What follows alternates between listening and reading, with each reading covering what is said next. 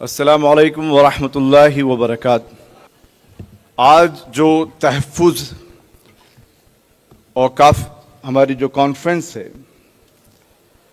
ये तहफ़्फ़ुज़ औक़ाफ़ कॉन्फ्रेंस की जो डिटेल्स है, काफ़ी वक्फ़ अमेंडमेंट एक्ट को लेकर हज़रत जनाब जनरल सेक्रेटरी दामद बरकातहुम ने काफ़ी जोश और होशमंदी के साथ हमारे सामने क्या करना है एक रोड मैप भी ब्रीफ में दिया है।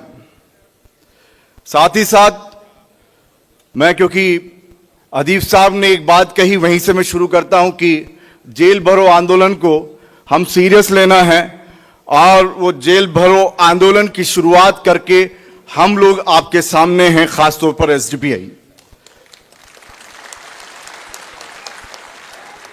क्योंकि लास्ट मैं हमारे नेशनल प्रेसिडेंट एम.के. फैजी साहब जो जेल में हैं, उनका मैसेज, क्योंकि लास्ट जो जंतर मंतर पर होने वाले कार्यक्रम के लिए जब वो दिल्ली पहुंचे तो एयरपोर्ट से, क्योंकि उनको ये लगा कि मुस्लिम पर्सनल लॉ बोर्ड के साथ इस वक्फ अमेंडमेंट जब तक एक्ट नहीं बना था, इस बिल को रोकने के लिए सड़कों पर मुस्लिम पर्सनल लॉ बोर्ड की आवाज पर वो दीवाने उतरे हैं, जो एक बार आगे बढ़ गए तो इंशाल्लाह पीछे नहीं हटेंगे।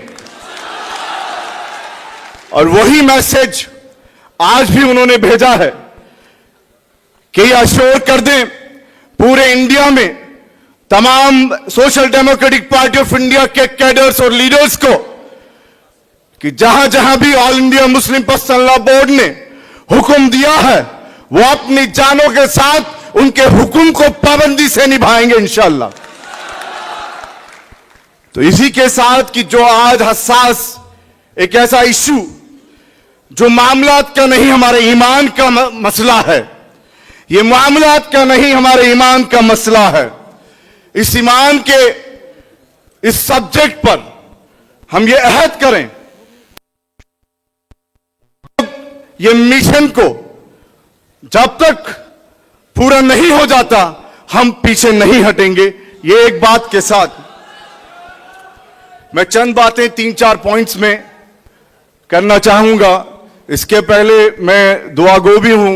आज हजरत मौलाना उबैदुल्लाह खान आजमी साहब जो नायब सदर हैं, वो बहुत बीमार हैं, उनके लिए भी दुआ करें, हॉस्पिटलाइज हैं, तो उनके लिए भी दुआ करें। साथ ही हमारे मुगैसी साहब जो ऑल इंडिया मिली काउंसिल के प्रेसिडेंट हैं, क्योंकि ये हमारे वो सरमाया हैं जो हमको गाइड करेंगे और हम उनके इन सबके हुक्म के मुताबिक आगे चलना है।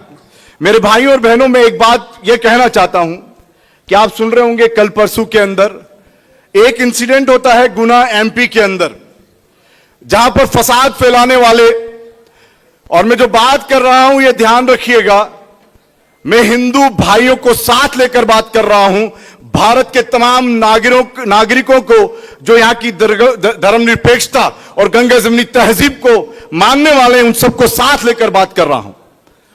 तो जो गुना एमपी के अंदर, तो बात क्या है, हिंदू और हिंदुत्व दो अलग चीज है, जो संघ अध्यक्ष खुद भी कह चुके हैं कि हम लोग हिंदुत्व के लोग हैं। ये मोहन भागवत जी का बयान भी है।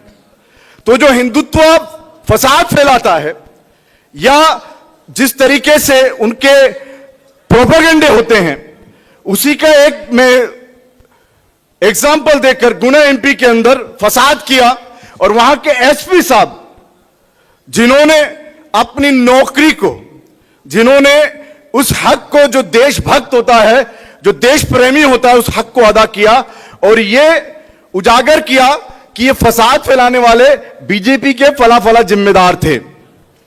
फिर क्या किया, मैं इंटॉलरेंस पे आना चाहता हूं। यहां जो असहिष्णुता, आपको मालूम है मोदी 1 मोदी 2 के अंदर विश्व को यह दिखाया जा रहा था कि यहां कोई असहिष्णुता नहीं है, इंटॉलरेंस नहीं है। वो एसपी साहब का इस्तीफा कर दिया। यह पुलिस स्टेट बना हुआ जो उत्तर प्रदेश है, मेरठ का अभी का इंसिडेंट, जो अलग प्रोपेगेंडा दिखाया गया मुर्शिदाबाद का, वेस्ट बंगाल के अंदर जबकि वहां की सीएम ममता बनर्जी पहले ही कह चुकी थी कि यहां पर ये वक्फ अमेंडमेंट एक्ट को लागू ही नहीं करेंगी, वो पूरी तरह मुसलमानों के साथ है। तो मुसलमान वहां तो फसाद फैला ही नहीं सकता, वो एहतिजाज कर रहा है। मुस्लिम पर्सनल लॉ बोर्ड क्या कर रही है? वो एहतिजाज के जरिए से लोगों को जागरूक कर रही है, अवेयर कर रही है, अवेकिंग कर रही है कि उठो, अपने हक और हुकूक को जानो। या दो संविधान नहीं है, एक संविधान है। जो मोदी शाह को राइट है वही राइट हम सबको भी हैं।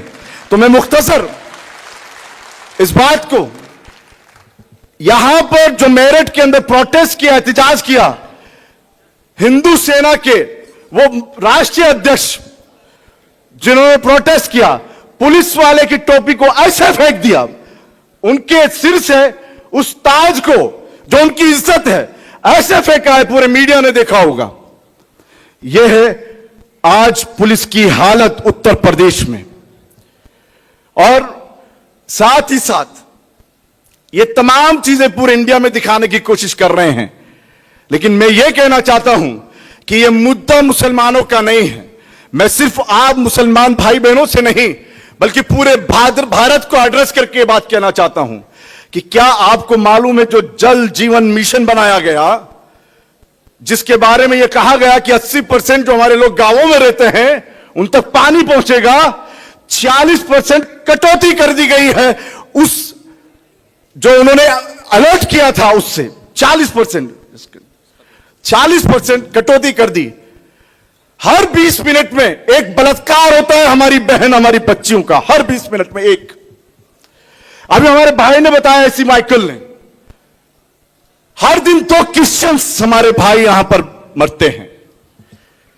यहां के तहफ्फुज की जिम्मेदारी सरकार की थी, क्यों चुनकर भेजा है हमने उन्हें और क्या किया है उन्होंने, यह समझना चाहिए।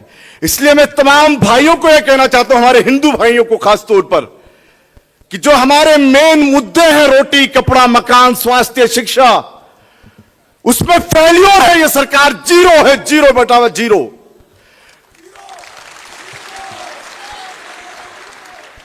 उन गुनाहों को छुपाने के लिए यह मुस्लिम हिंदू 370 ट्रिपल तलाक मदरसा और फिर वक्फ और फिर आगे यूसीसी की तैयारी कर रही है। इससे किसी भी हिंदू भाई को फायदा होने वाला नहीं है, यह मैं साफ कह देना चाहता हूं। जब बेरोजगारी बढ़ रही है तो मुसलमान माइनॉरिटी है, वो बेरोजगारी में कम होगा, हमारे हिंदू भाइयों की बेरोजगारी ज्यादा होगी। जब भूखमरी हो रही है इस वक्त में, तो जो भूखमरी है हमारे हिंदू भाइयों की है। जब किसानों की समस्या आ रही है तो मेजोरिटी के हमारे हिंदू भाइयों के किसानों को वो समस्या है। ये हर एक तरह से समझना है कि ये लोग यहां पर किसी हिंदू के सगे नहीं है, या किसी मुस्लिम के सगे नहीं है, या किसी सिख के सगे नहीं है, किसी ईसाई के सगे नहीं है, बल्कि ये लोग देश के गद्दार लोग हैं। ये लोग वो हैं जो नाथूराम गोडसे के मंदिर को बनने देते हैं। ये वो लोग हैं जो सावरकर के अनुयायी हैं, जिन्होंने लिख लिख कर चिट्ठियों में समझौते किए हैं। और उसी के पीछे आज नीतीश कुमार और चंद्रबाबू नायडू भी दूसरे सावरकर बनने जा रहे हैं देश के। बहुत बहुत शुक्रिया। अस्सलाम वालेकुम व रहमतुल्लाहि व बरकातहू।